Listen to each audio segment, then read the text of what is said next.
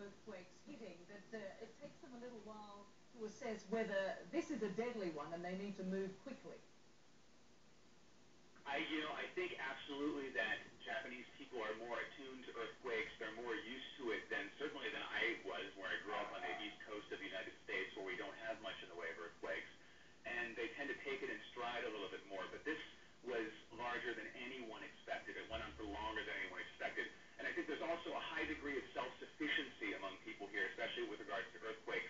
Just as my wife showed, where she was cool-headed and had all of these techniques for dealing with an earthquake hitting, I'm sure that even long before an official announcement to evacuate, people who felt these sort of tremors would absolutely have some sense of what to do and begin to leave the areas. The real danger right now, I believe, is the tsunamis that are hitting. I'm looking at footage right now of Sendai Airport up north, which has been completely inundated.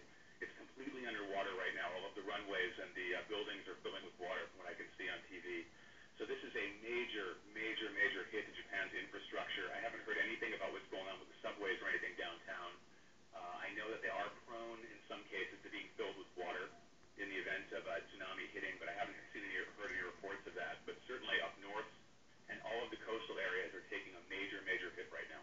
And Matt, of course, we know, as we've discussed, that the Japanese are very used to these earthquakes. The cities are built to withstand major earthquakes. But what sort of measures are in place to deal with tsunamis on the ground there? Well, there's actually quite a few. Most places that are tsunami prone, most of the cities have large walls that are built around them, the townships, even small, known about the threat of tsunamis for a very, very long time.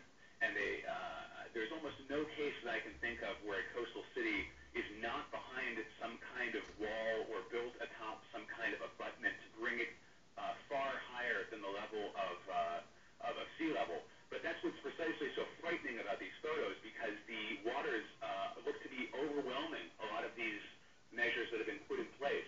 And I don't think this is any kind of statement about ill-preparedness. I think it's just a testament to how powerful this earthquake was and how powerful the tsunami is. That is, it's currently hitting Japan even as we speak on the phone right now. Indeed. I mean, this is unfolding before our very eyes, and as we talk the audience through this, and of course we're looking at these pictures now from the airport where people have gone to the highest ground they can possibly find, and of course water surrounds them at the base there, and as you mentioned, presumably that area where the water is sweeping under is a measure in place to ensure that when these tsunamis hit, the water can actually clear the area. But of course the problem is for anyone who unfortunately was on the ground at the time. Of course, Matt, we talk about... Y queremos una vez más llevarles a ustedes imágenes impresionantes de este terremoto de 8,9 grados que ha golpeado la costa japonesa occidental. Tenemos que las imágenes que están viendo aquí todavía no podemos identificar exactamente de dónde provienen, pero vemos cómo este incendio devora esta estructura de una forma increíble. El Centro de Alerta de Tsunami del Pacífico emitió hoy una alerta de una ola gigante para Filipinas, Japón, Rusia y las Islas Marianas.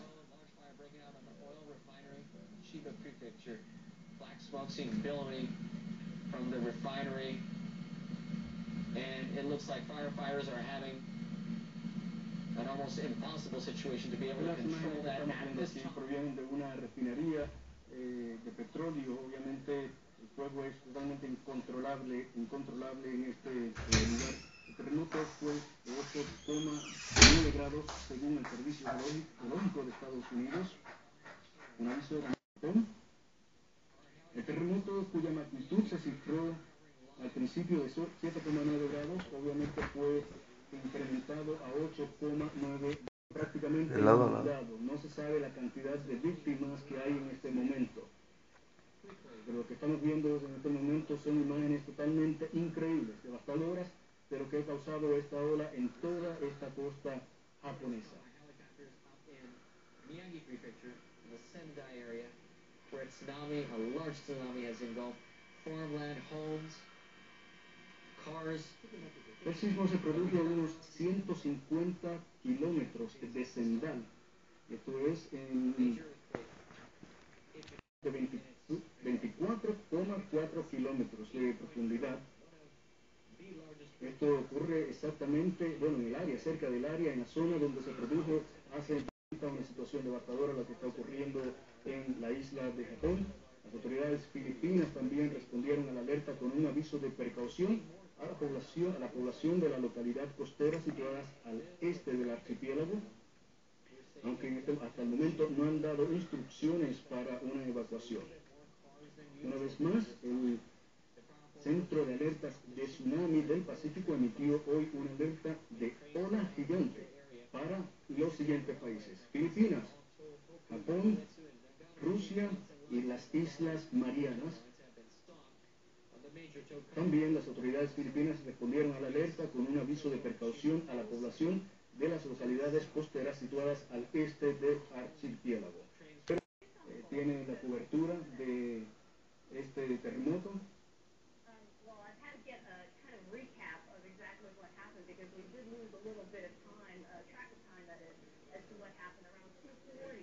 We were at Tokyo Station. It is one of Japan's busiest train stations underground to stay calm that there was a earthquake. And the information started, we learned that the earthquake was offshore and that the tsunami was coming to the northeastern part of Japan. As we're getting a little more information about exactly what it was, we're learning it's a very large quake, 8.8 according to the USGS. And we were last on the phone. I was on the phone with you, Rosemary, as we were talking, and I was trying to tell you about what was happening to the passengers. After people were told to stay put, eventually all the rail lines were stopped. People were let out of the underground, and we started to move up above ground. That's when we lost our cell signal. Cell signals are getting incredibly tough to get here in Tokyo. Phone lines are also very difficult. We have one phone line out of this bureau to try to reach people. It's very difficult to try to communicate. As I got from Tokyo Station to here, with no rail lines, with bus lines interrupted, it is extraordinarily difficult to get across Tokyo. You either have to walk, or if you get lucky, I got into a cab as somebody was getting out. I got into a cab and came across. Every single sidewalk is packed with people. It is about 3:30 when I was heading back toward the bureau. Everybody was pouring out of office buildings. Work is canceled for the day. Children are leaving schools.